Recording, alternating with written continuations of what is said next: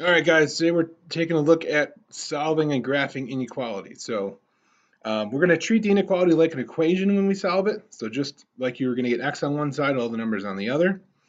Remember that if you divide by a negative, make sure you flip the sign of the inequality.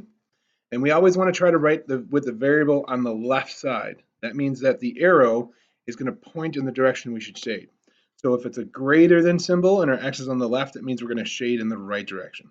If it's less than, now, less than, remember, if you hold your hand up, your left hand up, like make the less than sign, right? Like your Pac-Man, it's pointing in that direction. So left hand less than, all right? Remember, if it's a not an equal sign, it's going to be an open circle. And if it is a equal to sign, it's going to be closed, all right? So for greater than, okay, open circle, and then we shade to the right, okay? For less than, open circle, we're going to shade to the left, all right? And you want to try to make an arrow on the end there. So shade, arrow. All right, greater than or equal to, closed, right, less than or equal to, closed, left. So let's start with number 17 since we're right here. So we're going to treat it just like an equation. So we're going to distribute, okay, and we're going to get 8g minus 6g plus 1 is less than 8g minus 36. And how about this should be a 6 instead of a 1? All right, so this is going to give me 2g plus 6 is less than 8g minus 36.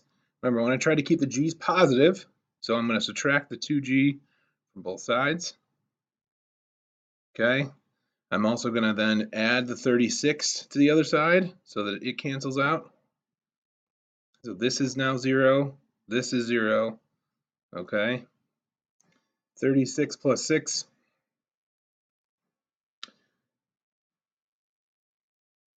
Oh, and we also got an error. Did you catch it? Oh, you might have been thinking to yourself, what's he doing? Right? This is supposed to be a minus sign. So it's negative 6 times 1, so that's a negative. Oh, man. Okay. Negative 6. So it's 2g minus 6 here. So when we add the 36 to both sides, all right, we're going to end up getting 30 is less than, and then this is going to be 6g. We're to divide by positive 6, okay? So we don't need to flip the inequality, and we're going to get g is less than 5. So if we do a graphing, do a number line, we put 5 in the middle, that's our critical value. To the right is bigger, there's 6. To the left is smaller. Okay, we're going to do an open circle, and then we're going to shade less than, so to the left. All right, for the next one, we got minus 3 from both sides to get the x by itself. Negative 6, x, greater than negative 42. We divide by negative 6. Be careful, divide by a negative. That means we have to flip the inequality around. Okay, we get x is less than 7. So, number line, critical value 7 in the middle, bigger to the right, smaller to the left, open circle, because it's a less than only, not a equal to. And then I'm shading to the left. Okay, 16 here, same thing, distribute, so negative 3 times n, so 25 minus 3n, negative 3 times positive 2 is positive 6, greater than or equal to, and then it's negative 8n plus 6. All right, combine like terms on either side. 25 plus 6 is 31, and we still have that negative 3n greater than or equal to, and then we have negative 8n plus 6. I want to try to keep the n positive. So if I were to add the 3n over here, it would still be negative, so I want to add the 8n to try to keep that positive. Makes solving a little bit easier. Okay, and at the same time, I'm now going to move the 31 away from this side and over here. So I'm going to get 5n greater than or equal to, and here we're going to get negative 25. Since we're dividing by positive 5, there's no need to flip the inequality, and n is greater than or equal to -5. So if I'm graphing, I'm putting -5 in the middle, bigger to the right, so it's actually closer to 0, so -4, smaller to the left, closed circle, right? And then remember our arrow here is pointing to the right, right? So I'm going to shade in that direction, okay? And there's my graph. Okay, on the next page, we're going to be talking about some compound inequalities here. So compound is inequalities that happen at the same time. So an or is when we have, remember we talked about the thumbsies, right? They're shading in opposite directions. And, remember, is the and which, okay? So we're shading in between the two circles, right? The and which, okay? And or we're thinking about thumbsies, okay? Thumbsies meaning if you point your thumbsies out and away from each other, shading away, all right? So or is, and for or, we're essentially gonna shade everything, and we're only gonna shade what they have in common, okay? So when we say or, that's the union, okay? And is the intersection, if you guys remember your sets here, all right? So when we're graphing, if you can, one way to solve is to write the inequalities as two separate, if you can, solve them, and then graph them with either the or the union, where they have a common, or and what, or union means all of the, everything covered, okay? And is only the points that are in common.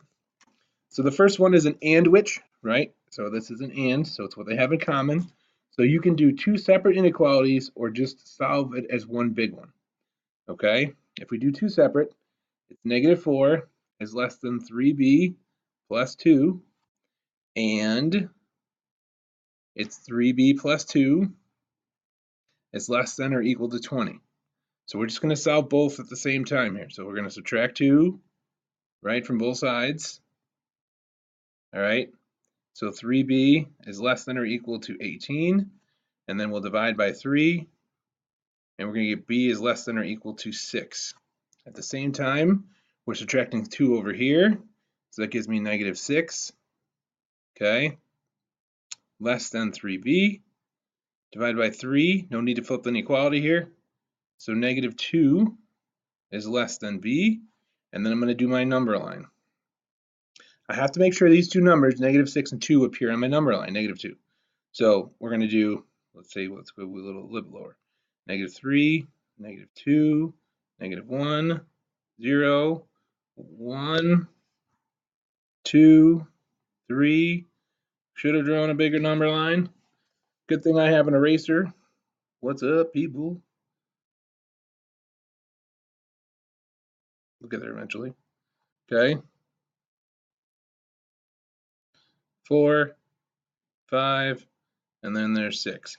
So at -2, because this is strictly the less than, this is an open circle, okay? Open, and then we're shading to the left. So open, shading to the left. We have,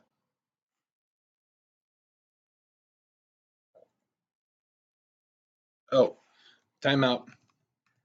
Don't do that. If remember what we talked about, we want to put the B on the left side. So we actually want to flip this around. So if the B goes over here, the sign is eating the B, so it's actually greater than symbol, and then the -2. Remember, it's supposed to be an and. It's supposed to be going in between. So open circle here, right? And I'm shading in this direction.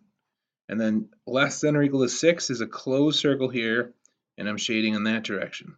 So in between the two circles, okay, we're shading in between, and my graph should look like this.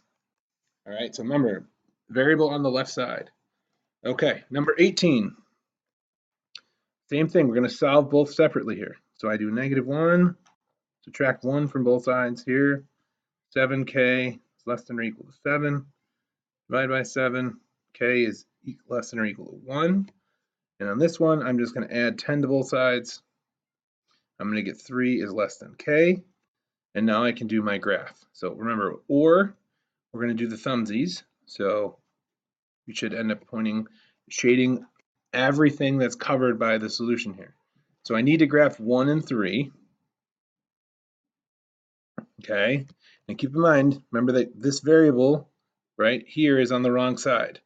So we put the k down, it's eating the k, all right?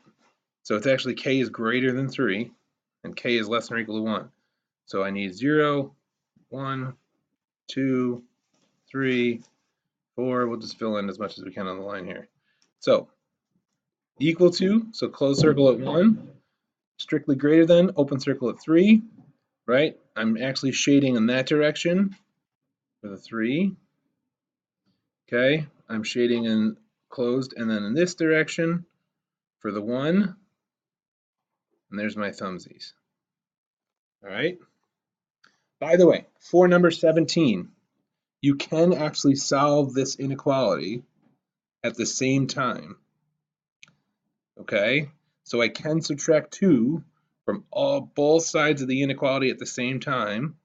Negative 6 is less than 3b, which is less than or equal to 18. And then when I divide by 3, you'll see that we end up getting our inequality. Negative 2 is less than b, which is less than or equal to 6. So this compound inequality is how you would solve it at the same time. It's a little bit less time consuming to use this method, okay, right, than separating it into 2. So if you're comfortable doing it 2 at the same time, I'd advise it just to save some time here. But if you're more comfortable with 2 separate inequalities, then do so. All right, guys, that's it for tonight. Have a good one, and remember, see you guys tomorrow.